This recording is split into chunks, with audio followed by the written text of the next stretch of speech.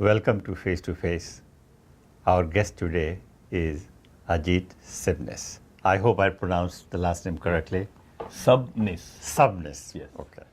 Thank you very much for correcting. I knew that I am going to make a mistake on that. No. So, Subnis is a marathon trainer and a mentor for runners. We are going to talk to him first about upcoming Boston Marathon, and then we are going to talk to him about his workshop called Team Aid Asha, where they train marathon runners, amateurs, to participate in half a full marathon and also do some fundraising for charities they believe in and work for. So, Ajit, welcome to our studio. Thank you, Upendraji. I appreciate you giving us the opportunity. We also appreciate what India New England does. Thank you very much. The newspapers, or the events And like Health and Expo. Sure, and you guys have been big help and support as well. Yes. So it's a very mutual admiration Absolutely, here. yes. But I'm very excited to talk to you about upcoming Boston Marathon. Yes. I know everybody is thinking about it. At least the news cycle has started, and the Boston Marathon is the oldest marathon in That's right. in the world, Yes, and a very prestigious one. absolutely. And you yourself has completed 3 full marathons. Yes, And 6 half marathons. yes, correct. But not the Boston one. No, not the Boston Marathon one. So my first question is, why not Boston Marathon? It is my wish to qualify for the Boston Marathon. And Boston Marathon is unique in the sense that they have a age-based qualification, so that based depending on the age, they have a time, and if you complete a previous marathon within that time, then you get to participate. So what are roughly age groups for those of us who are not familiar with this? So it's I'm not familiar with the lower group as much, but I believe it's under 25 number, 25 to 30, 30 to 35. So they have 5-year 5-year, okay. gaps and 5-year bands, and each band has a time slot for which you have to show a completed race in the last 2 years, and then there's a period of time when you can apply, and they'll tell you. And what is happening is that they had a qualification time, and they would still get more participants. So then they would pick the people with the best times. So I mean, as far as I am concerned, that I think that if you have already participated in 3 marathons, you should automatically qualify for Yes. the Boston. But it seems you are not. No, not the case. Yeah. Because So how the Boston Marathon qualifies runners? Boston qualifies, as I said, based on the timing, because the problem with Boston is that they have a very strict limit on the number of participants. Okay. So they don't allow more for safety reasons, more runners than they currently do. And so what needs to happen is that you have to either complete the race in that time, or you can also go in as a charity runner. So there are some charities like Dana-Farber, who will let you come in as part of the charity, in which case you can raise funds for some cause they believe in and get in like that. So either you do through charity or you really qualify and give the... do you have any idea how many roughly people participate in Boston Marathon? Boston Marathon, I want to say 40,000. Over 40,000. That's a very large number. And also in the country, for example, roughly... Yes.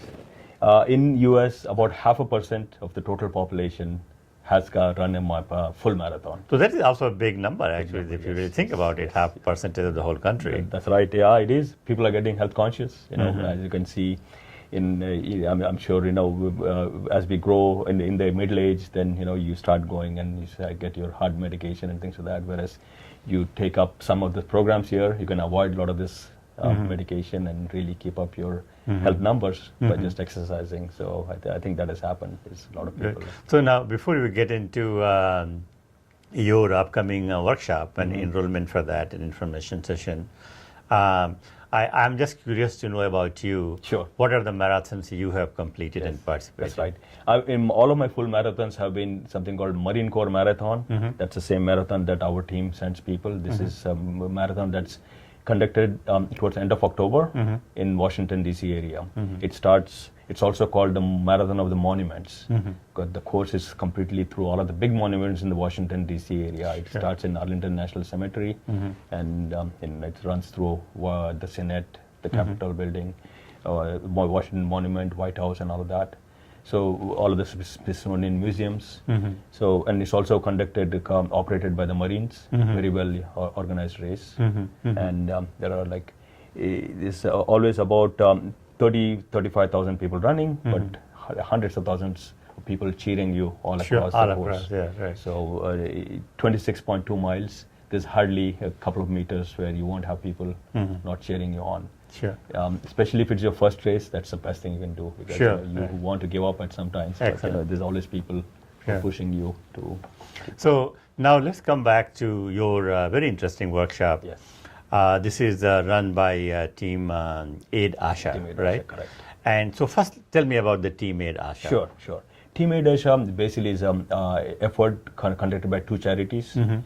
There is AID, is Association for India's Development, also called as AID, and Asha for Education. So these are two charities who are focused for in education and social services back in India.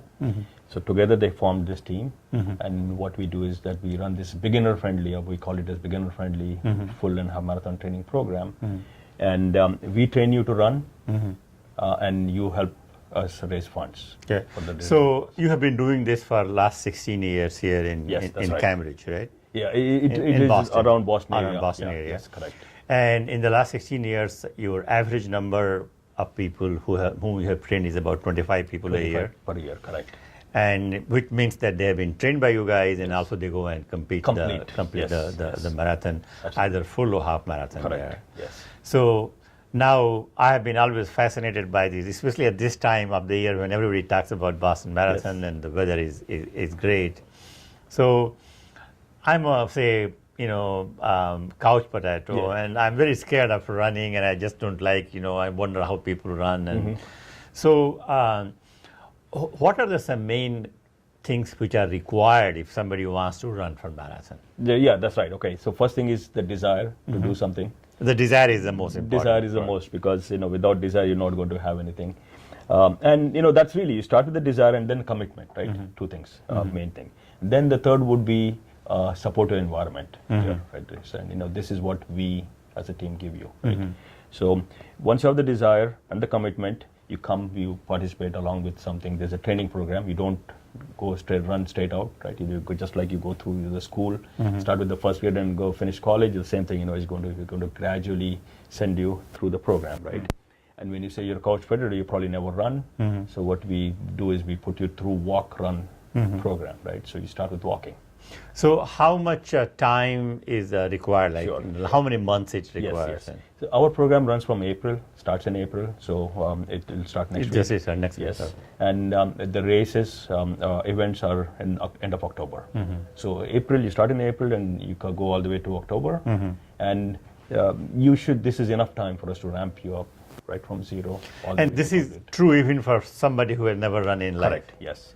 Your end targets are going to be different, right? I mean, so we get people from all kinds in our program. We have runners who have never done anything, or runners who already run maybe half a marathon and want to go all the way, don't feel confident to run a full marathon. Sure. So what you achieve by end of the program really depends on where you start, but that April to October time period is sufficient. Sure. For somebody who's not done anything to complete, successfully complete, and then kind of. So now from now till fall, Yes.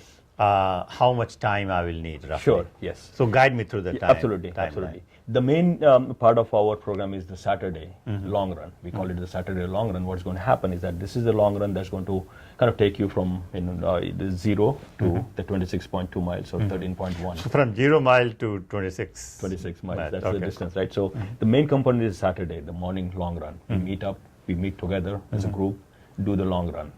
And that's where that's a main event. And to support that, during the week, you're going to do some midweek runs, as we call it. That you can do by yourself? By yourself, generally speaking. You can meet up with local friends and do it, or yourself. And that's, generally speaking, we recommend 3 times you do the midweek runs. So that's the commitment. So about 4 times a week, you're going to do some sort of activity around this.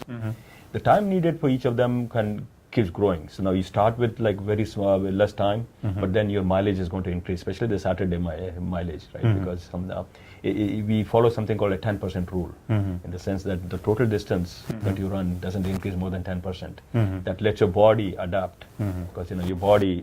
Some runners, you'll see that when people start running, they experience that my joints are aching, things like that. So those kind of injuries. I have a long list of questions, and I'm coming back to it. Right. So the point to that is to gradually ramp up your mileage. So your time commitment will increase, especially in the fall, early fall season, like September, October, generally speaking, your peak training period. But early on, come half an hour, 3 times a day, 3 times a week, and the Saturday run is the kind of commitment you want. So now let's get back to nitty-gritty now. Yes. So for example, I'm giving you typical my example, like I have always wanted to run. I've never run. I do a little bit, at home or in the backyard, and but no consistency, nothing. Yes. So I decide that I have a desire and I want to run. Yes. Okay. Now I have many other issues. For example. Okay. So say for example, I do want to run. I have a desire, but at the same time I have issues in my knees. Yes. Or I just cannot. I don't have a stamina. I cannot breathe. Correct. So how you guys deal with that? Yes. So as I mentioned, it's a gradual step. You don't just say I'm going to run 5 miles today or 3 miles, 5 kilometers. If you're normally you're walking, maybe generally speaking, people are healthy. I say I walk for half an hour. You continue walking your half an hour, and then you say you start walk run, or run walk. You can say right. You run for a little bit, and then walk to catch up. Sure. Then do. What that lets you do, lets you do is you start adapting your body, your joints to take the shock. Because every time you're running, you're giving it a shock to your joints. Your muscles, they are being conditioned. Your cardiovascular system, your breathing, all of that capacity is gradually increasing. So basically, in the beginning, slowly you are conditioning your body and different parts. To that. Yeah, which is the cardiovascular system, your muscles, as well as the joints. All of them are gradually being conditioned to take the load. So once you go through this process a little bit slowly, then you are able to ramp it up. So if you look at 10% rule. So yes. So how, for example, so let's say about 5 to 6 months. That's what time is required, right? So the month 1. Yes. So that is the conditioning, right? Just basic, just few conditioning. Even month 2, I mean, you just trying to getting used to running, right? Okay. You just assume that you're going to walk, then you're going to be let you just walk 3 miles. Let's just walk 3 miles and complete that. And so the first 2 months is conditioning, yes. and slowly increasing. What happens in month 3? Month 3, you feel that you're very comfortable while running. You can see that you literally people who never run, you say I can now run continuously 5 kilometers, 5 miles, and you will see yourself getting the confidence. Once if you are in the program, end of the 2 months, you already know that you'll start feeling that yes, I can do it. Okay, now let's come to month 4. Month 4, yes. Yes. What is the I'll tell you my own experience. Sure. And generally speaking, Saturdays tend to be in the first year. If you're running this program for the first time, your Saturdays might start becoming a little bit miserable, in the sense that you're running much longer distances than you ever run. Okay, for example, now you're running maybe 10 miles on Saturday, coming home. So it is rough initially. I mean, your body is going to tell you, but then running as part of the group, the advantage is that you can get to speak to other people who are running in the same situation as you. And there'll be other runners who have gone through this like me, and we can tell you what it is. Sometimes, I mean, it's a simple thing. You try to run a little bit slower than you think you can run. A very simple tip like that. That helps so much. So the bottom line is that anybody can run. Anybody can run. That's right. As long as you prepare for itself. And it is proven. We've proven it by about 400 people completing this program. Through your program. Through our program. So let's stay now for a few minutes on your program. Sure. You are going to have an information session. Yes. When is that, and what is the process? Absolutely. If anybody who's listening is interested, curious, I highly recommend that you attend our information session, which is coming Sunday. This Sunday, April 7th. Okay. At 2 p.m. in MIT. Okay. At MIT College. Where in MIT? MIT College. To get the exact information, I recommend people to go to our page. Okay. It's meetup.com. Meetup.com/Team Aid Asha. Okay. Okay. So again, I'm going to repeat it. Okay. Meetup.com Team Aid Asha. And they can always visit on our website. Absolutely. In the article And relevant information. that's a good point. Sure. And they can RSVP there, get the information about the room parking and all of that. And that's the best place, because what we're going to have is we're going to have our coach speak, and he's going to introduce running and all of that. We're going to have some of the recent runners, first-time runners who completed the program, speak about their experience, and people can ask all kinds of questions. There, okay. exactly. So that's the information. That's a free. There is nothing. commitment. Just come there. Just show up. Yes. So now, once I come and say, okay, I want to do this. Yes. What is the next step? Next step is we recommend people to start showing up at our Saturday runs. Okay. So the run will start on April 13th. Not this Saturday, but the Saturday after that. Sure. So again, on the meetup page, once you go, you'll have the You'll have the whole schedule. yes, when we do. Okay. We encourage people to just show up. Okay. And- And there's no fee. No fee. Okay. And so there's no fee also for, the only thing is that you mentioned earlier about fundraising from charity, correct, yes. how that comes into Yes. play. So what we want to encourage people to just show up, get to know the program, see how you feel, because especially as you mentioned, that you're always curious, you never run. Sure. So we have a lot of people like that who want to get healthy, want to do a marathon. Also, by the way, you're also doing good service, social Sure. service back for India. So come, get comfortable, and then if you're ready to commit, then you commit. And, then So it is their choice. They don't have to commit that I'm going to raise fund for this charity and all those things. it is. You show up. You want to make sure this is your cup of tea. Generally Right. speaking, it is. Sure. If you're willing to commit, Yeah. and then you have your willingness, Okay. then you can do So it. if you want to, in this process, I'm learning all these things, and I want to raise 3,000, 4,000, 10,000 for charity. I will raise it from the friends and run for the marathon. Yes. If not, I'm just going to do it for myself and end up the story. Exactly right. Yeah, and moreover, some people are afraid of fundraising. I mean, when I joined the program, I'd never done any fundraising. I'd always given money to my friends' causes, but never done it myself. I was really concerned whether I would be able to do that or not. Sure. But we also have a very well set process, again, developed over the last 16 years. And we give a very detailed best practices on how you go about doing it. And anybody who has followed the best practices has never not been successful. And, it's all for a good cause. I mean, all of the charities are very highly rated. If you go to Charity Navigator or other websites, you'll see, the overhead. It's all voluntary, done by volunteers. So Sure. very low overhead. So now my question to you is, how many people roughly come for the information session? Information. I know it varies, Yes, but yes, just yes. on an average. A lot of people, more 50 plus actually, 50 to 100. 50 to 100 people Yes. come for this. And how many of them commit to run or train? Yes, there's always decreased participation. Right? Sure. From No, I'm getting the number is going to yes, fall yes, eventually. that's So, right, so some people in the middle, they say, okay, enough, I cannot do this. Yeah, that's But right. some people get more excited. Exactly. It's okay, Correct. I'm Yes. going to do this. Yeah. So, Ajit, thank you very much for coming. And it was Absolutely. really wonderful talking to you. And I learned a great deal. And I think hopefully one day I will participate in the program. Yes, I too. hope to see you and all of our your listeners Sure, on the information session. What I would recommend is definitely, at least if whatever we talked Sure. has given you some curiosity, be there, listen to people, and I'm sure it can be completed. So talking about that, Yes. I have to ask you one Yes, more question, is regarding health, for example. I think health is a one factor many people don't participate in these type of activities. And it could be anything. It could be breathing problem. It could be, I might get a sunburn, or I don't have a stamina. I'm not healthy enough. I'm overweight. There are a lot of issues. Yes. And I'm sure that a lot of people come with those type of Yes. challenges to you guys. Right. How do you deal with that? So again, If you can just go Sure. breathing and health one by one.